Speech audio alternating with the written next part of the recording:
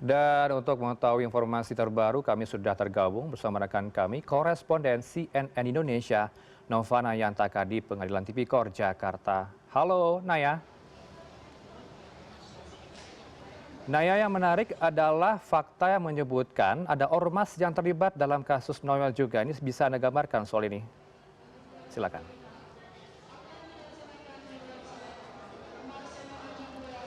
Ya, selamat sore, Heranov juga pemirsa. Tadi sebelum sidang pembacaan dakwa dari JPU KPK dimulai, memang dari terdakwa dalam hal ini adalah Immanuel Ebenezer mengatakan ada keterlibatan organisasi kemasyarakatan atau ormas dan juga partai bahkan pengusaha dalam permainan atau pemerasan di pusaran dugaan korupsi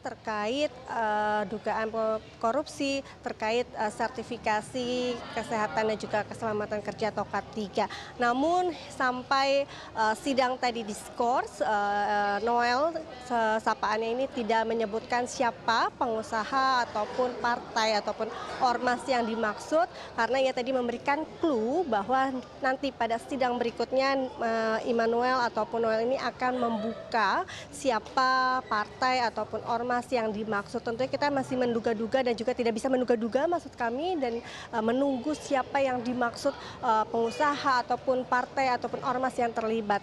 Tadi berjalan cukup dinamis, di mana dimulai pada pukul 10.30 atau bisa dikatakan lebih dari 4 jam sidang pembacaan dakwaan dari JPU ini berlangsung, di mana ada selain Immanuel atau Noel ada 10 terdakwa lainnya yang terlibat, diantaranya yaitu Irfian Bobi, ada Gary Subhan Antasari yang merupakan bagian dari Kemenaker, dan juga ada satu dari pihak swasta yaitu Miki Mahfud dari PT Chem Indonesia.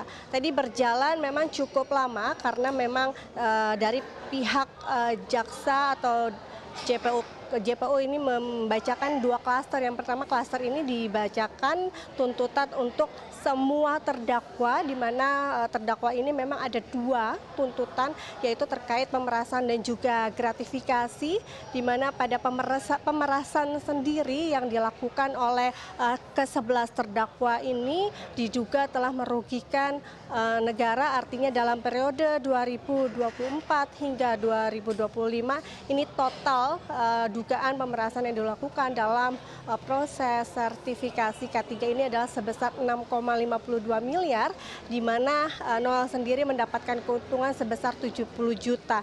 Tadi juga dalam JPU juga menjelaskan bagaimana pembagian tugasnya, di mana 10 terdakwa ini salah satu tugasnya adalah membuka rekening penampung, di mana nanti dari hasil dalam tanda kutip ini adalah dugaan pemerasan, uang tersebut dikumpulkan kemudian dibagikan kepada 10 terdakwa, di mana tadi kalau kita rata-rata ada beberapa 15-25% dari hasil keuntungan yang didapat ini dibagikan kepada para terdakwa, kemudian nantinya ini akan disesuaikan dengan peran dan juga jabatan dari terdakwa. Sementara itu, selain dugaan pemerasan, dakwa dari JPU juga mendakwa Noel atau Immanuel Ebenezer ini terkait gratifikasi dengan nilai 3,3 miliar dan juga pemberian 1 motor atau kendaraan mewah yang memang diberikan dari pihak ASN dan juga pihak swasta.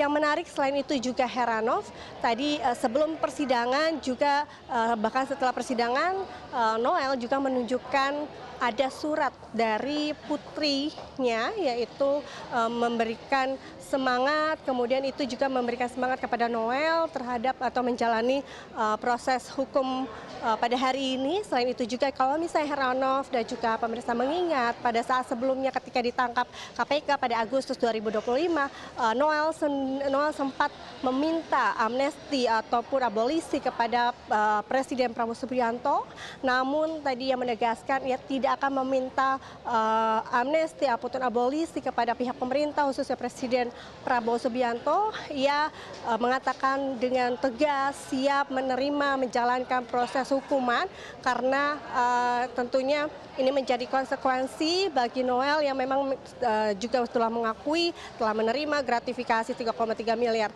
Selain itu juga yang menarik karena sidang hari ini atau pada hari ini diskors, karena nanti selanjutnya sidang diskors ini ketika menjelang tahap terakhir dalam sidang dakwaan, tadi ke-11 terdakwa ditanyai oleh majelis hakim terkait apakah ada eksepsi atau keberatan dari para terdakwa. Mayoritas terdakwa ini tidak mengajukan eksepsi atau seluruhnya tidak mengajukan eksepsi, namun ada satu pihak dari pihak swasta dari PT Chem Indonesia, Miki Mahfud, ini meminta dibacakan atau diberikan waktu untuk dibacakan surat pengakuan bersalah, di mana surat pengakuan bersalah ini diharapkan dapat meringankan hukuman dari terdakwa. Dan heranov, kalau kita melihat ada pasal-pasal tindak pidana korupsi yang akan dijatuhkan kepada ke-11 terdakwa ini, kalau kita melihat dari tuntutan terberatnya adalah hukuman seumur hidup, kemudian hukuman terberat atau terlama penjara dari 20 tahun hingga 4 tahun